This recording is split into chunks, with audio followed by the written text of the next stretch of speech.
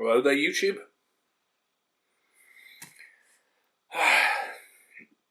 Well, this is only going to be a short video.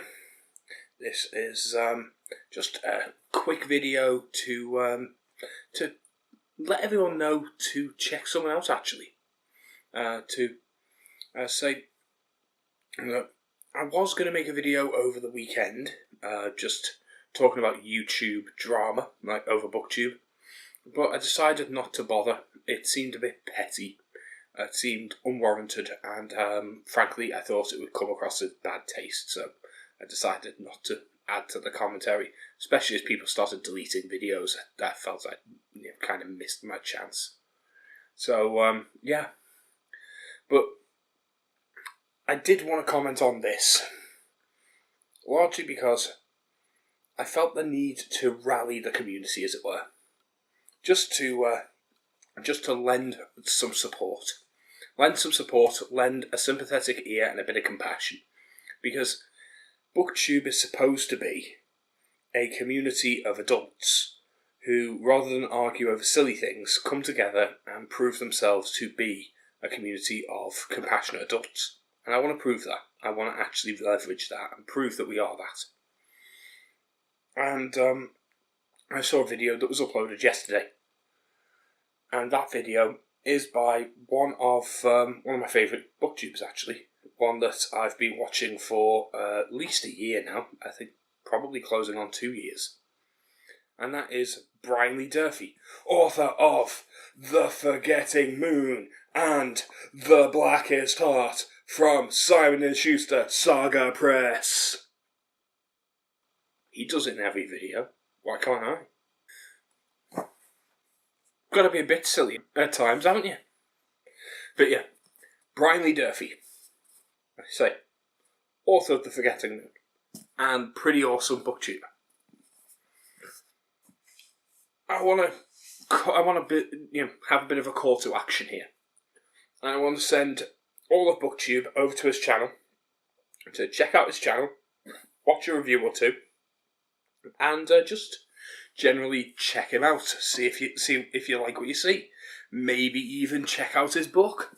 I've not read the whole thing. They're fucking huge. I mean, this guy puts Brandon Sanderson up to the challenge, really, doesn't he? I mean, not quite, but he's up there. Actually, he's probably not, is he? It's quite big font here. They're only 700 and something pages. They're not quite the Brandon Sanderson tomes. They look it. They're not quite. But they're still massive tomes. Still, go and check him out and show him a bit of love. Maybe check out his books. I've read a few chapters. They are pretty good. He draws from a lot of different sources. Everything from fantasy, epic fantasy, to classic sci-fi, to even things you wouldn't expect, like noir and mystery and westerns. There's little bits from everything in here, and that's good. You can see the literary influences based on just how much he's read. He's extremely well read. So yeah, Brian Lee Durfee's pretty damn cool. But the reason I wanted a call to arms is simple, and that is Brian Lee Durfee's having a bit of a rough time. And I understand what having a bit of a rough time's like. If you don't know, I've been having a rough time myself. I've been having some problems. I've been going to hospital. I've been having a few tests, X-ray scans and that. Got an unidentified mass, and waiting on test results to find out what that is. May need surgery. I have a connective tissue disorder, losing the use of my legs, which not something that bothers me quite so much as it would other people. I'm not exactly athletically persuaded. Like I'm not someone who played sports or anything like that. I did do a little martial arts when I was in my early 20s and late teens, which I can't do anymore. I liked to rollerblade when I was in my teens. Can't do that anymore. So I understand what it's like to lose the ability to do things, because I can only walk very short distances, a few yards at most. Right. I can walk maybe the length of a double-decker bus before I start really feeling the pain. I walk with a cane. So I can't even make it to the corner shop and back. So I know what it's like, and mine's degenerative, so I will only get worse. Eventually I'm going to need help to get up out of a chair or out of bed, that kind of thing. I understand what it's like to have a degenerative medical condition. And Brian Lee Durfee recently uploaded a video where he explained his problem. And this is why I say I understand a degenerative medical condition, but his is the one that perhaps terrifies me the most, and the reason that I feel a certain apprehension, because he handles it with a level of dignity that I wouldn't be able to, and that's that he's going blind. And for someone who was a professional artist and an author and voracious reader, this is a cruel twist of fate. So my sympathies are really with him. I could not state that hard enough. It really is just cruel for someone like Brian to lose his eyesight, because you can just see from his videos just how many books he has around him. And he was a professional artist. He did art for Dungeons and Dragons, for Magic the Gathering. He did artwork for various other companies over time. He did art for Lucasfilm. So there's loads of different bits of artwork he did. Sold it for thousands.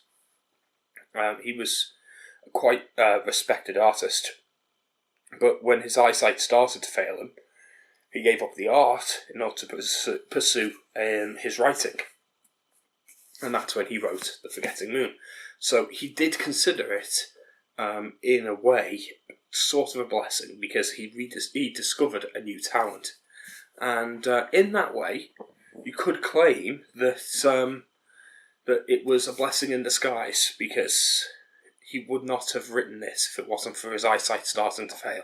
But it has now spread to both eyes, and it means that he is going to be completely blind.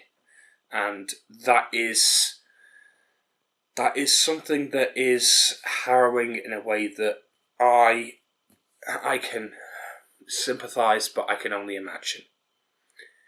And I want to extend my sympathies, and I want to push the community to just show the love, show the respect, show the community spirit. Go over there and just lift up Brian a little bit. Show that you care. Go over there and just give him a thumbs up, as it were. Say, we're still here. We're behind you.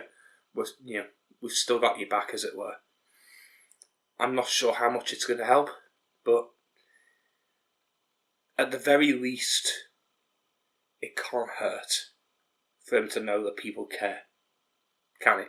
Can it do any harm, really? I don't think so. One thing that I will say is that I think that for him right now, he could not be in a better position for going blind right now today, because having always feared going blind, I've been donating to the Royal National Institute for the Blind for years. I've been donating for about 12 years now, and my donations, it's only a small donation. I donate every month, and I get their newsletter. And I'm aware of things like the programs for the blind, the computer systems for the blind, things like that. And it means that whilst it might not be easy to set up, there's plans in place that Brian can use. Obviously, he's never going to be able to paint again, but he can read, he can write. It's not over for him. He's still going to be able to have audiobooks. He can still read Braille if he learns to read Braille. I mean, he would have to learn Braille beforehand, which would take a while to learn, but if once he learns that, if he's prepared to put in the time to learn how to use it, apparently it's fairly easy to learn. I mean, I say that as someone who doesn't know how to learn it, but if he wants to put in the time, he could learn it. And he'd still be able to enjoy a book with the solitude of silence if he wants that. Most books can be printed on demand in Braille. There are Braille foundations that will print almost any book in Braille. You just need to have the ISBN number. There are programs in place where you can get translator programs, phones, and things like that read things out for the blind. So there's loads of technology designed for blind people. He is in a position where the world is more blind friendly now than it was even 10 years ago. And that is a fantastic thing to be able to say, and it's getting better every year. It's not going to be good. It's still a horrible loss, and I don't want to make light of that loss. But I hope that it's a small comfort, at least, knowing that whilst the things that Brian loves are being made harder to access, they're not being taken away completely. The books are still there, and he will still be able to have them. He's just going to have to take an extra step to get to them. And that's hopefully a small comfort. He can still write. Dictaphones and dictation systems will mean he can still write. Hopefully that'll be enough for him. Hopefully he'll still have the urge, because I don't want to see a creative mind go to waste. He's a brilliant, compassionate, creative man, and I want to see him doing that writing, and I want to see the community pushing him to not let this loss drive him to despair. Because it's so easy when you're told that you're not whole to let that drag you down. So let's let him know that he's still there, and that what's left is still enough. So yeah, call to action. Brian Lee Durfee, we're still here with you, and you're an awesome guy. That's what I've got to say. Go check out this channel. Maybe check out this book. And I'll see you guys next video. Bye.